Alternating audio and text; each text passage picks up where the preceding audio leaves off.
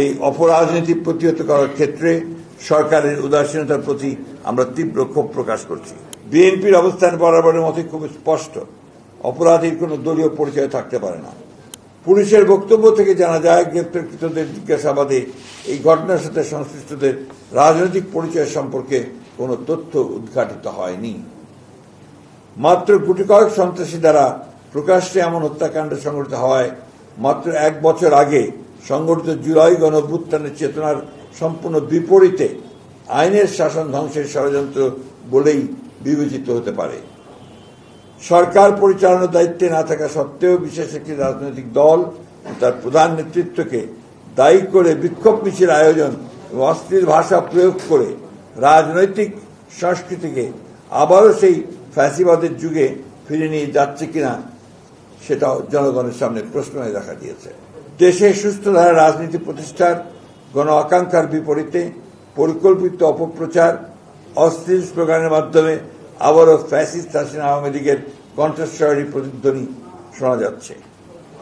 পূর্ব পরিকল্পিতভাবে 9 জুলাইয়ের ঘটনা 11 জুলাই শুক্রবার জুমার নামাজের পর সবচেয়ে প্রাইম টাইমে ইন্টারনেটে ছড়ানো শুরু করা হয়েছিল।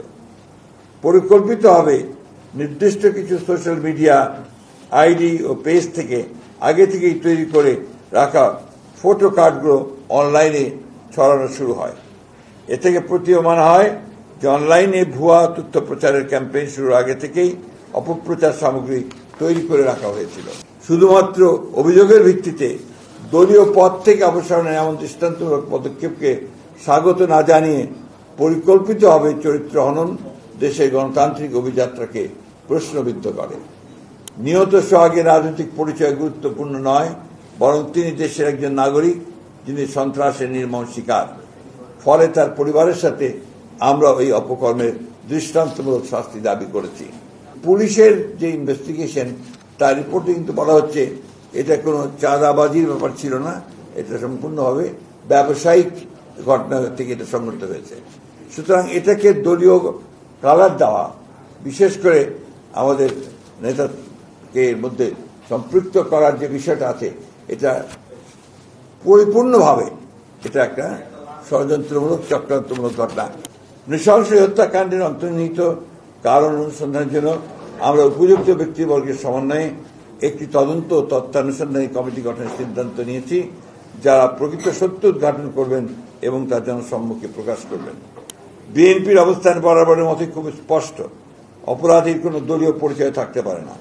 ব্যক্তির অপরাধের সাথে দলের কোনো সম্পর্ক নেই।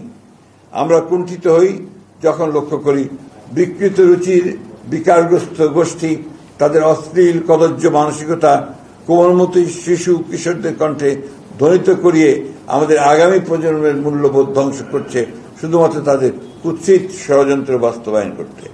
সুপরিকল্পিতভাবে দেশের বৃহত্তম জনপ্রিয় দলের বিরুদ্ধে কুৎসা রটনা উদ্দেশ্যপ্রণোদিতভাবে দলের শীর্ষ নেতা, যিনি শুধু একজন ব্যক্তি নন, তিনি দীর্ঘ 1.5 যুগ ধরে পরিচালিত স্বৈরাচার পতন আন্দোলনের প্রধান নেতা, সাফল্যের কারিগর, গণ অভ্যুত্থানের প্রাণপুরুষ, তার বিরুদ্ধে অশ্লীল কুরুচিপূর্ণ এমন বক্তব্য প্রদানের বিরুদ্ধে আমরা তীব্র প্রতিবাদ, নিন্দা ও ঘৃণা প্রকাশ করছি। দেশে গণতন্ত্র পুনঃপ্রতিষ্ঠার প্রত্যয়ে ঐক্যবদ্ধ জাতিকে বিভক্ত করার ষড়যন্ত্রকারীদের মুখোশ আজ উন্মোচিত। এই অপরাজনীতি প্রতিহত করার ক্ষেত্রে সরকারের উদাসীনতার প্রতি আমরা তীব্র ক্ষোভ প্রকাশ করছি। আমরা দৃঢ়ভাবে আশা করি দেশে বিদ্যমান রাজনৈতিক পরিস্থিতি অবনতির ভয়াবহ পরিণাম সম্পর্কে দায়িত্বশীল সকল রাজনৈতিক দল সচেতন হবেন। রাজনৈতিক শিষ্টাচার বহির্ভূত এই জাতীয় কর্মকাণ্ডের মাধ্যমে গণতান্ত্রিক উত্তরণের পথ বাধাগ্রস্ত হলে তার দায় সংশ্লিষ্ট দলকেই বহন করতে হবে।